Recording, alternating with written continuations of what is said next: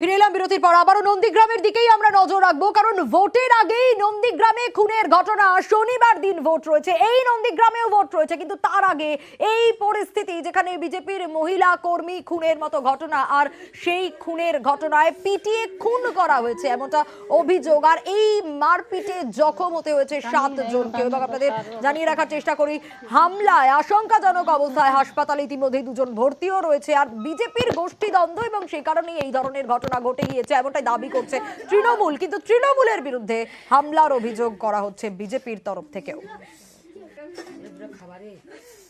আমি তো বাড়িতে ঘুমিয়েছিলাম, 2টার সময় উঠে দেখি সবাই পিসি যা রে আমার পিসি বাবা কোথায়, আমার মনে ঘরে শুয়ে আছে। ঠাকমা দেখি ঠাকমা ঘরে নেই, বাবাকে ছাদে দেখি বাবা ছাদেও নেই। তারপরে কিছুকে আমার ভাই দিদি রে আমার বাবাকে মাথাকে মেরে ঠাকমার মাথাকে মেরে দিচ্ছে রে। আমি তো জানি না, আমি তৃণমূলের লোক গুন্ডা। তোমার ঠাকুমা কোন দল করে? বিজেপি। গিয়েছিলাম, যখন ঘুম থেকে উঠি না চোখার হাঙ্গাম চালু হয়ে গেছে, বলছি তোর মা তো দাদাকে মেরে, সেখানে অবস্থা খুব খারাপ, ব্লাড খুব বেরোচ্ছে। তারপরে যখন দেখি কোটা হসপিটালে নিয়ে গেছে, তখন দেখি না আমার মা মারা গেছে। আমার দাদা এখন কলকাতা পিজিতে ভর্তি আছে, অসুস্থ খুব, বাঁচবে কিনাও জানি না, কি হবে এখন।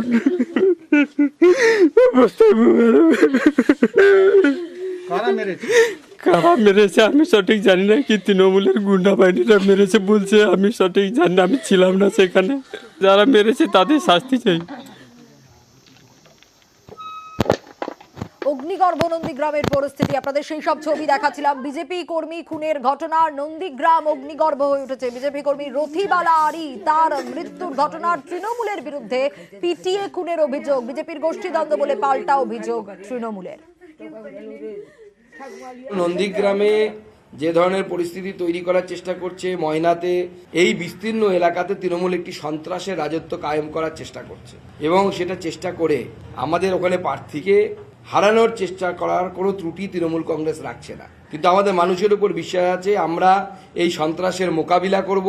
বিজেপি পিছু পা হবে না, ইট দিক মারলে পাথর খেতে হবে, সেই ধরনের মনোভাব নিয়ে আমাদের কর্মীরা লড়াই করবে, এবং সেই লড়াই হবে, এবং তৃণমূল কংগ্রেসকে আমরা তমলুকে পরাস্ত করে দেখাবো। তৃণমূল কংগ্রেস অভিযোগ করুক, সেই অভিযোগের কতটা সত্যতা আছে সেটা তো আপনারা দেখবেন। মারছে তো তৃণমূল কংগ্রেস উল্টে বিজেপির লোকেদেরকে, আর আপনি বিজেপির লোকেদের উপরে অভিযোগ চাপাচ্ছেন তৃণমূল কংগ্রেসের। নন্দীগ্রামের ঘটনা বিজেপির গোষ্ঠীদ্বন্দ্বের বহিঃপ্রকাশ। নন্দীগ্রাম সহ সমগ্র পূর্ব মেদিনীপুরে আদি এবং নব্য বিজেপির মধ্যে গোষ্ঠীদ্বন্দ্ব চলে, এবং বিজেপির নেতারা হুঙ্কার দিয়ে বলেন এই হবে সেই হবে, নানা রকমভাবে তারা ভয় দেখান। তাই সামনেই 25 তারিখ নন্দীগ্রাম তথা পূর্ব মেদিনীপুরে নির্বাচন। সেই নির্বাচনে তৃণমূলের কাছে ভরাডুবি অবশ্যম্ভাবী বুঝতে পেরে রাজনৈতিকভাবে পরিকল্পিত চক্রান্ত করে নিজেদের গোষ্ঠীদ্বন্দ্বের বহিঃপ্রকাশকে তৃণমূল কংগ্রেসের ঘাড়ে চাপিয়ে দিয়ে তৃণমূল কংগ্রেসকে কালিমালিপ্ত করতে চাইছে।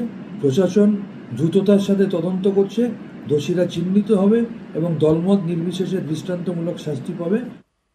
শনিবার ভোট, আর তার আগে নন্দীগ্রামে কর্মী খুনের ঘটনা। শুভেন্দু অধিকারীও সরব হয়েছেন। অভিষেক বন্দ্যোপাধ্যায়কে নিশানা করেছেন নন্দীগ্রামের বিধায়ক। নন্দীগ্রামে কর্মী খুনের ঘটনায় সরব হয়েছেন শুভেন্দু অধিকারী, আর অভিষেক বন্দ্যোপাধ্যায়কে নিশানা করেছেন নন্দীগ্রামের বিধায়ক শুভেন্দু অধিকারী। অভিষেক বন্দ্যোপাধ্যায়ের উস্কানি, আর তাতেই এই খুন বলে অভিযোগ করেছেন তিনি। এক্স স্যান্ডেলে তোপ দেখেছেন শুভেন্দু অধিকারী, এবং ঘটনার শেষ দেখে ছাড়ার হুঁশিয়ারিও দিয়েছেন বিরোধী দলনেতা।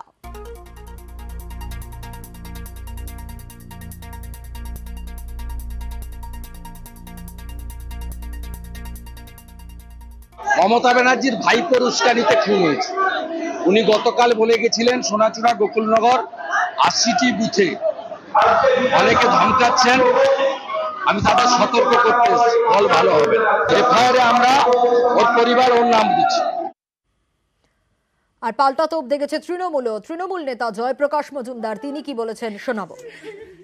মঞ্চের উপর থেকে প্রতিবাদের কথা বলা হয়েছিল, মানুষ খুনের কথা বলা হয়নি। এই নন্দীগ্রামের খুনের পেছনেও যদি কারুর হাত থাকে, কারুর ষড়যন্ত্র থাকে, তাহলে সেটা শুভেন্দু অধিকারী। মানুষ খুন করে যাতে দোষটা চাপানো যায় তৃণমূল কংগ্রেসের ওপরে, এটা সম্পূর্ণ একটা ষড়যন্ত্র শুভেন্দু অধিকারী করেছে।